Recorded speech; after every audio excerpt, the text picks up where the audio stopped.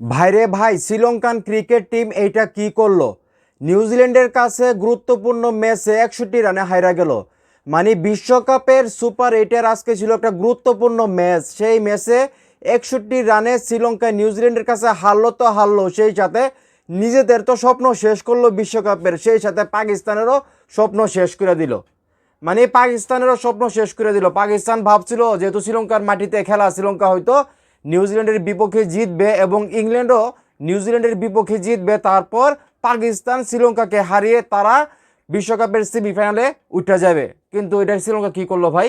61 রানে হারা গেল নিউজিল্যান্ডের কাছে নিজের ঘরের মাটিতে। এটা কোনো কথা হইলো ভাই? শ্রীলঙ্কা এটা কী ক্রিকেট খেললো ভাই? 168 রান করতে পারলো না শ্রীলঙ্কা। নিউজিল্যান্ড যখন 168 রান করছে, সত্যি কথা আমি মনে মনে ভাবতেছি যে এটা তো শ্রীলঙ্কা খুব ইজিলি মানে জিততে যাবো, হয়তো কয়েক ওভার আরও থাকতে পারে।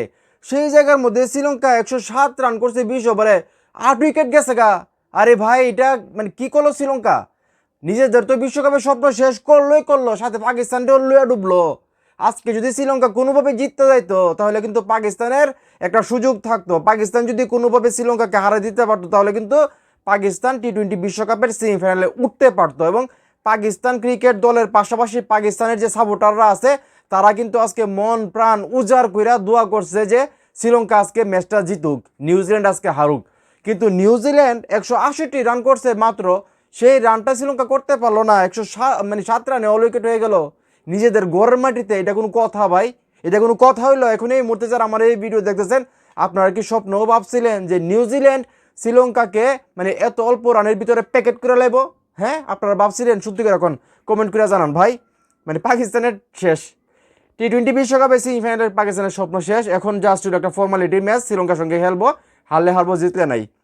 আর আজকে নিউজিল্যান্ড যে বোলিং করছে ভাই, এবং ব্যাটিং মোটামুটি ভালোই করছে, এতটাও খারাপ করছে না। 168 রান যে খুব বেশি খারাপ সেটা আমি বলতেছি না, কিন্তু আরও রান হওয়ার দরকার ছিল। কিন্তু নিউজিল্যান্ড কিন্তু ওইভাবে মানে খুইলা খেলতে পারে নাই, তারপরে 168 রান করছে, ভালো করছে আমি বলতেছি। সেই জায়গা থেকে শ্রীলঙ্কা 107 রান করলো, মানে এটা কোনো কথা হইলো ভাই? আমার তো বিশ্বাস হইতেছে না ভাই। তো যাই হোক, নিউজিল্যান্ড আমার পছন্দের একটা দল, সেটা অবিশ্বাস করার বা কিছু নাই। নিউজিল্যান্ড জিতছে, ভালোই হয়েছে, বাট পাকিস্তানের জন্য একটু খারাপ লাগতেছে। চাইছিলাম যে পাকিস্তান সেমিফাইনাল পর্যন্ত যাক, পরে যাই হোক হবে। তো কি আর করার, কিছু করার নাই। তো আপনারা জানেন আজকে খুবই গুরুত্বপূর্ণ ম্যাচে শ্রীলঙ্কা এবং নিউজিল্যান্ড মুখোমুখি হয়, যেখানে নিউজিল্যান্ড 168 রান করে 7 উইকেট হারিয়ে, এবং জবাবে শ্রীলঙ্কা ব্যাটিংয়ে নাইমা তারা 8 উইকেট হারিয়ে 107 রান করে। মানে কাহিনী তো বুঝতেই পারতেছেন, নিউজিল্যান্ড 61 রানে শ্রীলঙ্কার বিপক্ষে জয় পায়।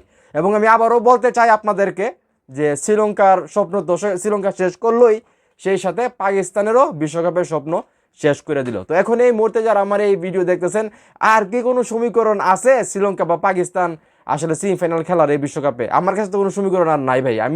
আমার মনে হয় না যে পাকিস্তান বা শ্রীলঙ্কা কোনো দল সেমিফাইনাল পর্যন্ত যাইতে পারবে। ইংল্যান্ড এবং নিউজিল্যান্ড এই দুই আসলে সেমিফাইনাল উঠবে এই গ্রুপ থেকে, আমার যেটা এখন মনে হইতেছে। ইংল্যান্ড তো উঠেই গেছে মনে করেন, সাথে নিউজিল্যান্ডেরও নিয়ে উঠছে আর কি। তো এখন এই মুহূর্তে যারা আমার এই ভিডিও দেখছেন, এই যে আজকে শ্রীলঙ্কা এত বাজেভাবে হারলো, এটা কি আপনারা আশা করেছিলেন? আপনাদের কি মনে হয় আসলে শ্রীলঙ্কা কি ইচ্ছা করে হারছে, নাকি আসলে নিউজিল্যান্ডের কাছে তারা পাত্তা পায় নাই? আপনাদের কি মতামত সেটা অবশ্যই কমেন্ট করে জানাবেন। ভিডিওটা ভালো লাগলে অবশ্যই শেয়ার করবেন।